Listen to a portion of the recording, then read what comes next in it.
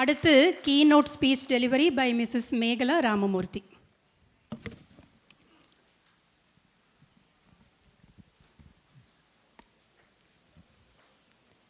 இந்த இனிய மாலை பொழுதிலே தமிழ் உறவுகள் அனைவரையும் ஒரே நேரத்திலே சந்திப்பதிலே நான் மிக்க மகிழ்ச்சி அடைகிறேன். பல முகங்கள் எனக்கு ஏற்கனவே பரிச்சயமான முகங்கள் தான். பேரவை விழாவிலே பார்த்த பலரை நான் மீண்டும் இங்கே பார்க்கிறேன். மிக்க மகிழ்ச்சியாக இருக்கிறது.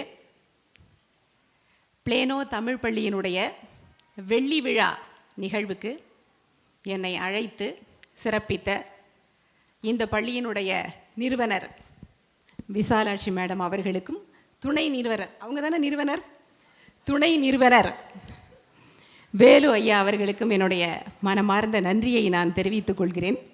இதிலிருந்து நீங்கள் ஒன்று தெரிஞ்சுக்கணும், பெண்கள் ஆரம்பிக்கின்ற எதுவுமே வெற்றி பயணமாக வெற்றிகரமான ஒன்றாகத்தான் இருக்கும். பாரதிதாசன் குடும்ப விளக்கிலே ஒரு பகுதி சொல்லுவார், அவள் வாத்திச்சி அரை வீடு கழகம், தவழ்ந்தது அங்கே தமிழ் இன்பம் அப்படின்னு. அதே மாதிரி பெண்கள் வாத்திச்சிகளாகவோ அல்லது நிறுவனத்தினுடைய தொடக்க புள்ளியாகவோ இருக்கின்ற பொழுது அந்த அமைப்பு நிச்சயம் வெற்றி பெறும் என்பதற்கு நம்முடைய பிளேனோ தமிழ் பள்ளியினுடைய வளர்ச்சி ஒரு மிகச்சிறந்த சான்றாக இருக்கிறது என்று நான் பார்க்கிறேன். உணவு மேசை என்பது வெறும் உணவு மேசையாக எல்லா நேரங்களிலும் இருப்பதில்லை.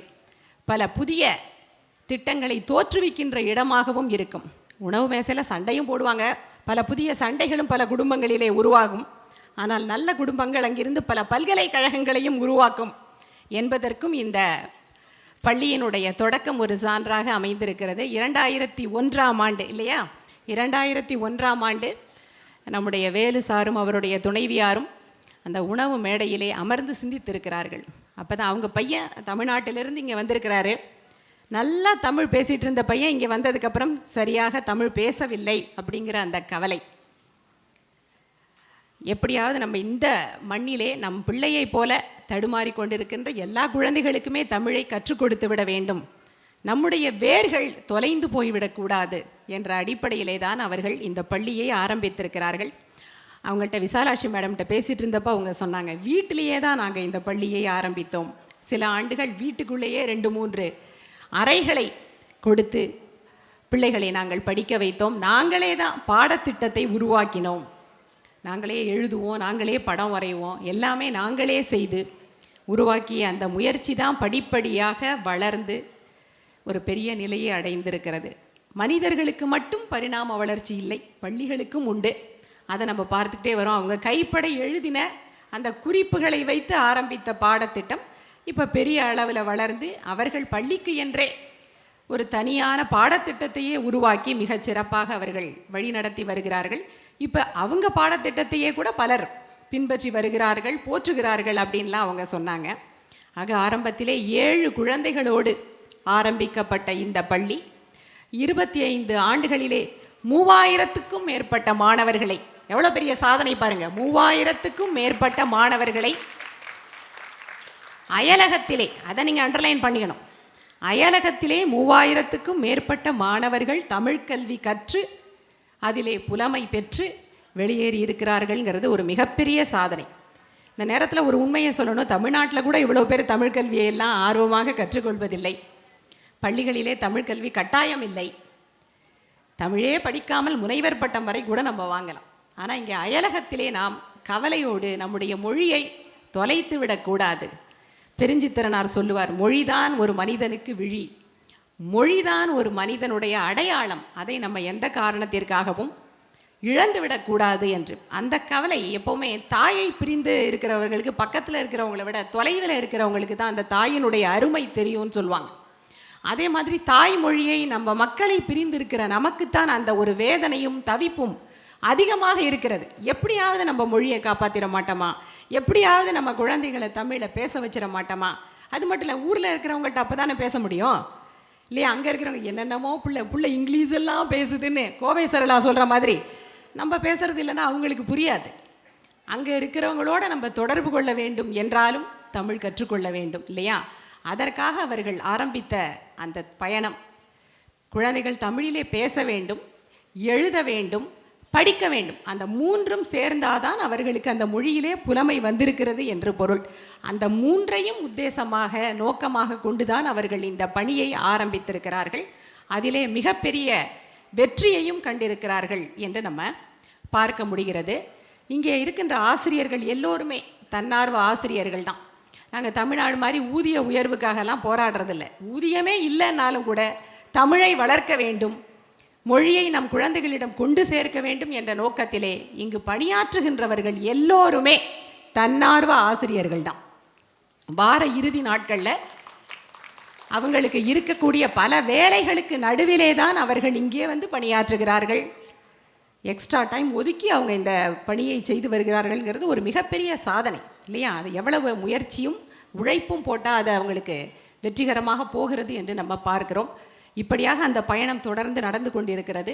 ஒரு மிகப்பெரிய சாதனையாக நான் நினைப்பது, இங்கே படித்துவிட்டு போகின்ற பிள்ளைகள் திரும்பவும் இங்கே தன்னார்வ ஆசிரியர்களாக வருகிறார்களாம். நமக்கு ஒரு இடம் பிடிச்சாதானே திரும்ப அந்த இடத்துக்கு வருவோம். இல்லைன்னா அப்பா விட்டுதுரா தொல்லை, இனிமேல் இந்த பக்கமே நான் மழைக்கு கூட ஒதுக்க மாட்டேன்னு போயிடுவாங்க பிள்ளைங்க. அந்த இடம் அவங்களுக்கு ரொம்பவும் பிடித்த இடமாக, அவர்கள் மனதுக்கு க்ளோஸ் டு தர் ஹார்ட்னு சொல்லுவோம் இல்லையா, அப்படி ஒரு நெருக்கமான இடமாக இருப்பதனால்தான் அவர்கள் திரும்பவும் இங்கே வந்து பணியாற்றுகிறார்கள் அப்படிங்கிறத நம்ம பார்த்தோம். இங்கே அந்த வீடியோவில் நிறைய பேர் சொன்னாங்க, இதை நாங்கள் குடும்பமாக பார்க்குறோங்க, இதை ஒரு பள்ளியாக மட்டும் நாங்கள் பார்க்கல அப்படின்னு. ஆக அந்த குடும்ப பந்தம், அந்த ஒரு பிணைப்பு அவர்களுக்கு இருக்கிறதுனால தான் திரும்பவும் இங்கே வந்து அவர்கள் பணியாற்றுகிறார்கள், மற்றவர்களுக்கு சொல்லிக் கொடுக்கிறார்கள் அப்படிங்கிறத நம்ம பார்க்க முடிகிறது. அதே மாதிரி இங்கே அடுத்தடுத்த நிலையில் பல சாதனைகளை பண்ணியிருக்கிறாங்க. அதே மாதிரி 2500 நூல்கள் கொண்ட நூலகம் இங்கே இருக்கிறது. ஆரம்பத்தில் ஒரு 25-30 நூல்களோடு தொடங்கப்பட்ட நூலகம் 2010 நினைக்கிறேன், அப்போ தான் நீங்கள் ஆரம்பித்திருக்கிறீர்கள் அந்த நூலகத்தை. இப்போ ஒரு மிகப்பெரிய நூலகமாக வளர்ந்து 2500க்கும் மேற்பட்ட நூல்கள் இங்கே இருக்கின்றன அப்படிங்கிறாங்க. பிள்ளைகள் அதை எடுத்து படிக்கிறார்கள். அதே மாதிரி ஒவ்வொரு பிள்ளைக்கும் ஒரு நூலை கொடுத்து ஒவ்வொரு வாரமும் அதை படிக்க வேண்டும் அப்படின்னு அவங்க வலியுறுத்துகிறாங்க. புத்தகம் படிப்பதுங்கிறது ஒரு மிகப்பெரிய நல்ல ஒரு பயிற்சி. நமக்கு அந்த மொழியில் நல்ல புலமை வேணும் அப்படின்னா புத்தகங்களை நம்ம தொடர்ந்து படிக்க வேண்டும். அகத்தை புதுப்பிப்பதனால்தான் அதற்கு புத்து அகம், புத்தகம் என்று கூட பெயர் வந்ததோ என்று நாம் சிந்திக்க வேண்டியதாக இருக்கிறது. ஆக அந்த புத்தகங்களை படிப்பது என்பது நமக்கு ஒரு நல்ல பயிற்சியாக அமைய வேண்டும். இளமையில் கல் என்று சொல்லுவார்கள் அல்லவா, அதனால் இளமையிலேயே அந்த பயிற்சி வர வேண்டும் என்ற நோக்கத்திலே அதையும் அவர்கள் ஊக்குவித்து வருகிறார்கள். இன்னொரு முக்கியமான முயற்சி என்னன்னு பார்த்தீங்கன்னா, அந்த 6th வீக் ப்ரெசன்டேஷன் அப்படின்னு ஒன்று சொல்கிறாங்க. அது என்ன அப்படின்னா, படித்து கொண்டே இருக்கிறவங்க படித்தோம் போனோம் அப்படின்னு இல்லாமல் அவர்கள் படித்ததை மற்றவர்கள் முன்னாலே சொல்லி காட்டுவது. ப்ரெசன்டேஷன் ஸ்டேஜில் வந்து ப்ரெசன்ட் பண்ணுறது. அதில் வந்து என்ன பண்ணுறாங்க அப்படின்னா, அவங்க படித்த கருத்துக்களை பகிர்ந்து கொள்ளுகிறார்கள். கவிதையோ அல்லது பாடலோ ஏதோ ஒன்றை பகிர்ந்து கொள்ளுகிறார்கள். அது மட்டுமல்லாமல் ஆண்டு இறுதியிலே நாடகமும் போடுகிறார்கள் என்று நம்ம பார்க்கிறோம் இல்லையா. முத்தமிழையும் வளர்க்கின்ற வகையிலே இந்த 6th வீக் ப்ரெசன்டேஷன் என்ற ஒன்றை அவர்கள் வளர்த்தெடுக்கிறார்கள் என்பதை நாம் அறிந்து பெருமிதம் கொள்ளுகிறோம். ஆக ஒவ்வொரு நிலையிலும் இது ஒரு முன்னேற்ற பாதையிலே ஒரு பாய்ச்சலாக சென்று கொண்டிருக்கிறது என்பது நமக்கு மிகுந்த மகிழ்ச்சியை, நிறைவை தரக்கூடிய ஒன்றாக இருக்கிறது. நேரம் இருக்கா? முடிச்சிடலாமா? ஓகே. ஆக எப்படி பார்த்தாலும் இந்த பள்ளி என்பது வெறும் பள்ளியாக மட்டுமல்லாமல் ஓர் இயக்கமாக இயங்கிக் கொண்டிருக்கிறது. It's not at all a school, it's a movement அப்படின்னு சொல்கிறாங்க. இயக்கம், உயிர்ப்போடு இயங்குகின்ற ஒரு இயக்கமாக, எல்லோருக்கும் வழிகாட்டக்கூடிய ஆசானாக, நல்ல பண்புகளை, கலாச்சாரத்தை குழந்தைகளுக்கு சொல்லி தருவதிலே ஒரு சான்றோராக. அப்புறம் இன்னொரு முக்கியமான கருத்தையே நான் பார்த்தேன். பல புலம்பெயர்ந்த மக்கள் எல்லோரும் ஒன்றாக கூடி அந்த ஒரு நல்ல சூழலிலே இருப்பதனால it's a good ecosystem அப்படிங்கிறாங்க. இது ஒரு நல்ல ஈகோ சிஸ்டமாகவும் இருக்கிறது என்று பல்வேறு படிகளை, பல்வேறு நோக்கங்களை கொண்டதாக இந்த பள்ளி பயணித்து வருகிறது. இது மேன்மேலும் அந்த வெற்றி பாதையிலே பயணிக்க வேண்டும். அடுத்தது பொன் விழா, வைர விழா, பவள விழா என்று பல்வேறு விழாக்களை காண வேண்டும். அந்த விழாக்களிலே அடுத்தடுத்த தலைமுறையைச் சேர்ந்த மாணவர்கள் கலந்து கொண்டு இதை சிறப்பிக்க வேண்டும் என்று நான் வாழ்த்துகிறேன். இவர்களுடைய கனவாக இருப்பது வெறும் பள்ளி மட்டுமல்ல, இது அடுத்தது பல்கலைக்கழகமாக வர வேண்டும், ஆய்வுக்கூடமாக உயர வேண்டும் என்றெல்லாம் வேலு சார் கனவு காண்கிறார். ஆய்வுக்கூடமாக உயர்ந்து இங்கே தமிழ் அறிஞர்கள் உருவாக வேண்டும். வெறும் பள்ளி கல்வியோடு முடியக்கூடாது. இங்கே தமிழ் அறிஞர்கள் இங்கிருந்து உருவாக வேண்டும். சிறந்த தமிழ் ஆராய்ச்சிகளை அவர்கள் செய்ய வேண்டும். பாரதியார் சொன்னார் இல்லையா, உலகத்திற்கு அமர நிலை எய்துகின்ற அந்த நன்முறையை இந்தியா உலகிற்கு அளிக்கும்னு.